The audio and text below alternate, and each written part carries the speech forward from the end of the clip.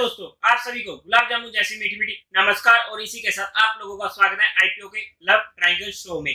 जैसा कि आप थंबनेल में देखकर आ ही चुके हो कि मेरे हाथ में एक गिलास है अल्कोहल का, लेकिन मैं आप लोगों को पहले क्लियर कर देता हूँ, वो अल्कोहल का गिलास नहीं है, उसमें सिर्फ कोल्ड ड्रिंक भरी हुई है। और वैसे भी alcohol is injurious to our health system, so we should avoid these products.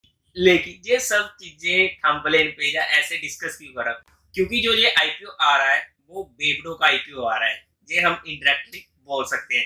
क्योंकि जो ये कंपनी के बारे में आज हम डिस्कस करने वाले हैं डिटेल में, पूरी की पूरी चीजें, जहां पर हम कंपनी का कच्चा चिट्ठा खोलने वाले हैं, तो वहां पर ये कंपनी काम करती है वाइन्स के रिलेटेड। यहाँ पर हो क्या सकता है, जब इसकी लिस्टिंग होगी तो अगर ये कंपनी लिस्टिंग गेन देती है तो वहां पर खुशी के चक्कर में कंपनी की दारू बिकेगी, और इसी के साथ साथ अगर ये आईपीओ लिस्टिंग लॉस में खुलता है तो गम में इनकी दारू की बोतलें बिकने वाली है। मतलब कि इन शॉर्ट कंपनी को इनडायरेक्टली फायदा होने ही वाला है। लेकिन ये सब तो थी एंटरटेनमेंट की बातें। अपार्ट फ्रॉम ऑल दिस, हम कंपनी के आईपीओ के रिव्यू के बारे में डिस्कस करने वाले हैं। कंपनी का नाम होने वाला है सुल्ला विनीर्स लिमिटेड आईपीओ। इस कंपनी के बारे में आज हम पूरी डिटेल में डिस्कस करने वाले हैं। कंपनी की बेसिक इंफॉर्मेशन, उसके पॉजिटिव्स, नेगेटिव्स, और उसी के साथ साथ कंपनी के फाइनेंशियल्स क्या है, कंपनी का टाइम टेबल क्या रहने वाला है, कंपनी किस ऑब्जेक्टिव से आ रही है और कौन सी वैल्यूएशन पे आ रही है, और इसी के साथ एट लास्ट में मेरा इसमें पर्सनल ओपिनियन क्या रहने वाला है, मेरा इसमें फाइनल डिसीजन क्या रहने वाला है। सिर्फ एजुकेशन और लर्निंग पर्सपेक्टिव के लिए, कोई भी इन्वेस्टमेंट की टिप नहीं रहने वाली है। इस आईपीओ की वीडियो को आप देखें, फिर उसको समझें और फिर ही उसके बाद कोई अपना फाइनल डिसीजन बनाए कि इस आईपीओ को अप्लाई करना चाहिए या नहीं करना चाहिए। बिना किसी भी कंपनी के बारे में पढ़े हम जब भी कोई काम करते हैं तो हमें वहां पर काफी दिक्कतों का सामना करना पड़ सकता है। चलो तो हम स्वागत करते हैं आईपीओ का लव ट्रायंगल शो, और इसी के साथ साथ अभी से ही चैनल को सब्सक्राइब कर दें, क्योंकि बैक टू बैक काफी आईपीओ आ रहे हैं और बैक टू बैक सभी आईपीओ की रिव्यू की वीडियो आप लोगों को मिलने वाली है, तो चैनल से कनेक्ट रहिएगा। अगर हम कंपनी की बेसिक इंफॉर्मेशन की बात करते हैं तो सुल्ला विनीर्स लिमिटेड लेके आ रही है अपना आईपीओ। ये कंपनी 2003 में इनकॉर्पोरेट हुई थी। अगर हम कंपनी की बात करते हैं तो ये इंडिया की लार्जेस्ट वाइन प्रोड्यूसर और इसी के साथ साथ सेलर होने वाली है एज ऑफ 31 मार्च 2022 में। ये कंपनी डिस्ट्रीब्यूट करती है वाइन्स को under A bouquet of popular brands. अगर हम कुछ ब्रांड्स की बात करें तो रासा, डिंडोरी, द सोर्स, सतोरी, मदिरा एंड दिया। अगर हम कंपनी के बिजनेस के बारे में बात करते हैं तो ये कंपनी दो कैटेगरीज में काम करती है। सबसे पहला जो इनका बिजनेस आ जाता है वो आ जाता है डायरेक्ट द वाइन बिजनेस, जिसमें ये प्रोड्यूस करती है वाइन्स को, फिर उनका इंपोर्ट करती है और उसी के साथ साथ डिस्ट्रीब्यूट करती है। और जो इसका सेकंड बिजनेस होने वाला है द वाइन टूरिज्म बिजनेस। अगर मैं डायरेक्टली आपको इसका ये बिजनेस की बात करूं तो यहाँ पर ये कंपनी टेस्टिंग करती है और वहीं पर ही अपने रिजॉर्ट्स खोल लेती है, ताकि वहां पर टूरिज्म पर्पस जो भी लोग आते हैं तो वहां पर वो उनकी वाइन्स को पीते हैं और बस मजे लेते हैं वाइन्स के।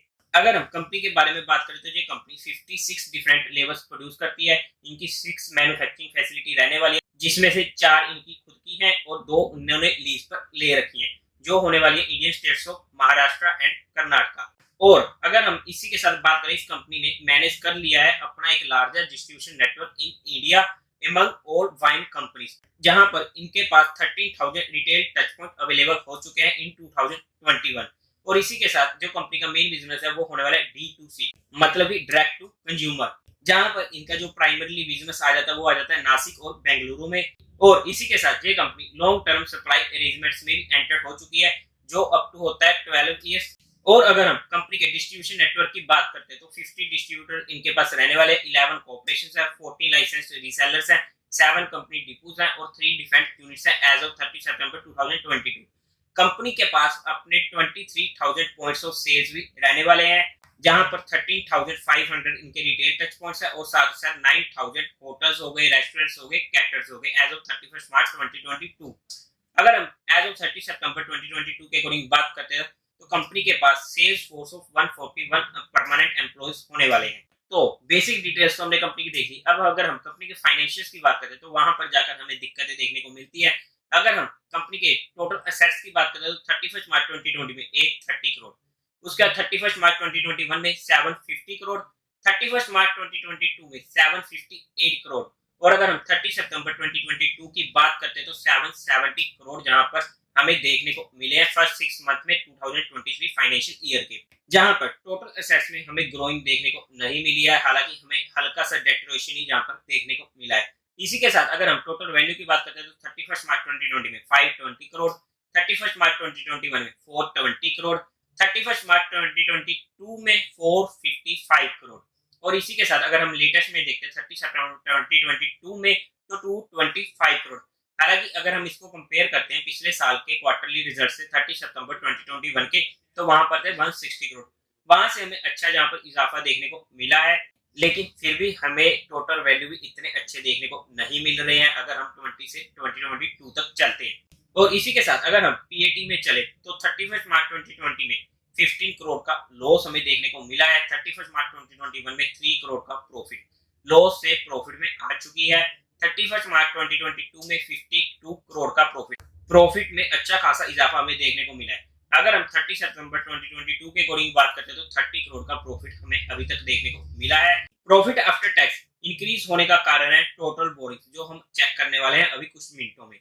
अगर हम नेटवर्क की बात करते हैं तो वहां पर हमें इजाफा देखने को मिला है। 31 मार्च 2020 में थी 300 करोड़ और वहां से इंक्रीज होते होते 30 सितंबर 2022 तक जब पहुंच के 450 करोड़, जहां पर हमें अच्छा इजाफा देखने को मिला है। अगर हम टोटल बोरिंग्स की बात करते हैं तो 31 मार्च 2020 में थी 368 करोड़ की, जो कम होते होते 30 सितंबर 2022 तक रह चुकी है 214 करोड़, जहां पर डिक्रीज हुई है टोटल बोरिंग, जिसकी वजह से हमें प्रॉफिट आफ्टर टैक्स में इजाफा देखने को मिला है। बट ओवरऑल अगर हम फाइनेंशियल्स की बात करते हैं तो अच्छे फाइनेंशियल हमें जहां पर देखने को नहीं मिल रहे हैं अगर हम इनके पीयर कंपैरिजन के साथ चलते हैं, जो हम आगे वैल्यूएशन में भी चेक करने वाले हैं। अब अगर हम कंपनी के ऑब्जेक्टिव ऑफ द इशू की बात करते हैं तो जहां पर ये सबसे बड़ा नेगेटिव पॉइंट होने वाला है कंपनी के लिए, बिकॉज जहां पर कंपनी का कोई भी ऑब्जेक्टिव नहीं है, सारा का सारा रहने वाला है ओएफएस, मतलब कि जो भी पैसा जहां पर इनको मिलने वाला है वो सारा का सारा जाएगा सेलिंग शेयर होल्डर्स के पास। इसी के बाद अगर हम कंपनी के टाइम टेबल की बात करते हैं तो 12 दिसंबर को ये आईपीओ ओपन होने वाला है, 14 दिसंबर को ये क्लोज हो जाएगा।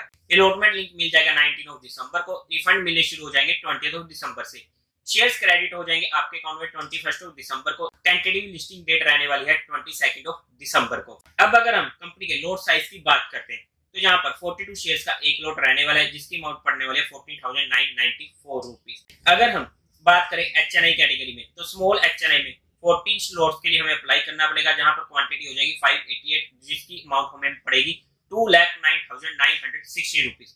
अगर हम बिग एचएनआई की बात करते हैं तो 67 मिनिमम लॉट्स हमें अप्लाई करने पड़ेंगे, जहां पर शेयर की क्वांटिटी हो जाती है 2814 और अमाउंट पड़ेगी 10,04,598 रुपीज। इसी के साथ अगर हम कंपनी की प्रमोटर होल्डिंग देखते हैं, जो एक फिर से नेगेटिव पॉइंट रहने वाला है, बट ऑब्वियसली कंपनी की पहले ही प्री इशू इतनी ज्यादा नहीं है, तो यहाँ पर इतना बड़ा नेगेटिव पॉइंट ये नहीं रहने वाला है।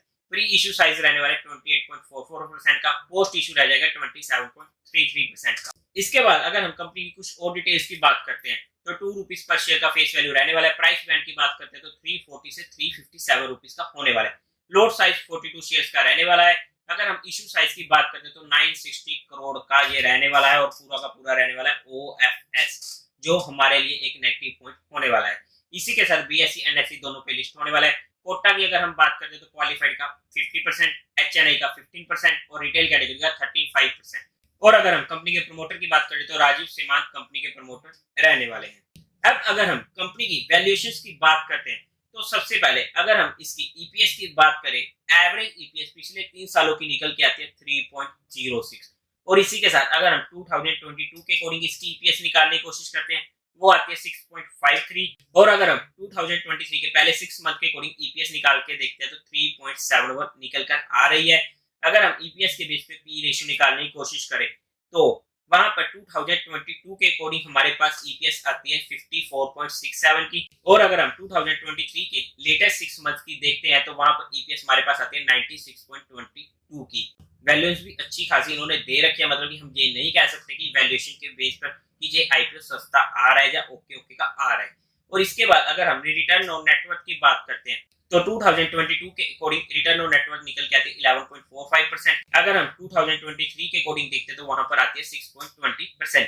अब इसके बाद अगर हम कंपनी का पीयर कंपैरिजन चलते हैं जो हमारी स्टॉक मार्केट में ऑलरेडी लिस्टेड है, तो सबसे पहले यूनाइटेड स्पीकर जिसका पी रेशियो निकल के आता है 76 का और ईपीएस आती है 11.68 की। रेडिको खेतान जिसका पी रेशियो निकल के आता है 53.36 का और ईपीएस आती है हमारे पास 19.70 की। और इसके बाद यूनाइटेड बेवरेज, जिसका पी रेशियो हमारे पास आता है 119.83 का और ईपीएस निकल के आते हैं 13.82 की। ये सारे के सारे पी और ईपीएस का जो मैंने डाटा बताया ये 2022 के अकॉर्डिंग बताया है। अब ये तो हमने कंपनी के बारे में लगभग हर चीज डिटेल में डिस्कस कर ली है। अगर अब मैं इसमें फाइनल ओपिनियन की बात करूं तो उससे पहले आपको चाहिए होता है आईपीओ अप्लाई करने के लिए डीमैट अकाउंट। आपको डिस्क्रिप्शन में इंडिया के बेस्ट ब्रोकर्स का लिंक मिल जाएगा जहां से आप अपना डीमैट अकाउंट खुलवा सकते हो। अगर आप हमारे दिए गए लिंक से अपना डीमैट अकाउंट खुलवाते हो तो आपको एक प्राइवेट टेलीग्राम चैनल से जोड़ा जाएगा जहां पर आपको एजुकेशनल लर्निंग पर्सपेक्टिव के लिए काफी ज्यादा इंफॉर्मेशन शेयर की जाती है। और उसी के साथ साथ अगर मैं बात करूं इस कंपनी के आईपीओ के फाइनल ओपिनियन की, जो कि मेरा इसमें रहने वाला है, आप लोगों का क्या रहेगा वो भी मुझे कमेंट करके जरूर बता दीजिएगा। तो देखो, अगर मैं एचएनआई कैटेगरी में बात करूं तो इस आईपीओ को मैं क्लियरली अवॉइड कर रहा हूं बिकॉज इससे बेटर अपॉर्चुनिटीज मार्केट में अभी अवेलेबल है। अगर मैं इसके जीएमपी के अकॉर्डिंग चलता हूं तो आज के टाइम पे इसका जीएमपी 5 से 10% के बीच चल रहा है। अगर हम कहें कि अगर मार्केट में हमें दिक्कत देखने को मिलती है तो ये -10 से +10 तक मैक्सिमम जहां पर हमें लिस्टिंग गेन देखने को मिल सकता है किसी भी साइड का। मतलब कि आज के सिनेरियो को, मूड माहौल को मार्केट के देखते हुए लग रहा है कि ये आईपीओ -10 से +10% के बीच में कहीं पर भी खुल सकता है। लेकिन ये सिर्फ मेरी पर्सनल ओपिनियन है, मेरी पर्सनल एजुकेशन के बेस पर मैं आप लोगों के साथ शेयर कर रहा हूँ। और उसी के साथ साथ अगर मैं रिटेल कैटेगरी में बात करूँ तो बीइंग एन डिफेंसिव इन्वेस्टर हम इस आईपीओ को ऑलरेडी इग्नोर कर सकते हैं। अगर हम बात करें अग्रेसिव होकर तो उसका डिसीजन मैं आप लोगों को बाद में बता दूंगा। आप हमारे चैनल से जुड़े रहिएगा और साथ ही साथ या तो आप टेलीग्राम चैनल पर भी जुड़ जाइएगा। टेलीग्राम चैनल का लिंक भी आपको डिस्क्रिप्शन में मिल जाएगा जहां आप टेलीग्राम पर जाकर मार्केट लव अफेयर सर्च करके वहां से भी ज्वाइन कर सकते हो। बिल्कुल ही फ्री रहने वाला है टेलीग्राम चैनल भी। और अगर इसमें हमें डिमांड देखने को नहीं मिलती तो मैं बीइंग एग्रेसिव इस आईपीओ को इजीली रिटेल कैटेगरी में भी अवॉइड कर दूंगा। बट मेरा इसमें फाइनल ओपिनियन यही है कि एचएनआई कैटेगरी में और being and defensive retail category में भी मैं इस आईपीओ को अवॉइड करने वाला हूं। आप लोगों का क्या रहने वाला है इस आईपीओ में फाइनल डिसीजन मुझे कमेंट करके जरूर बताइएगा। तो देवी और सज्जनों, उम्मीद है आप लोगों को ये वीडियो अच्छी लगी होगी, तो इस वीडियो को लाइक करें, शेयर करें और चैनल को सब्सक्राइब करें।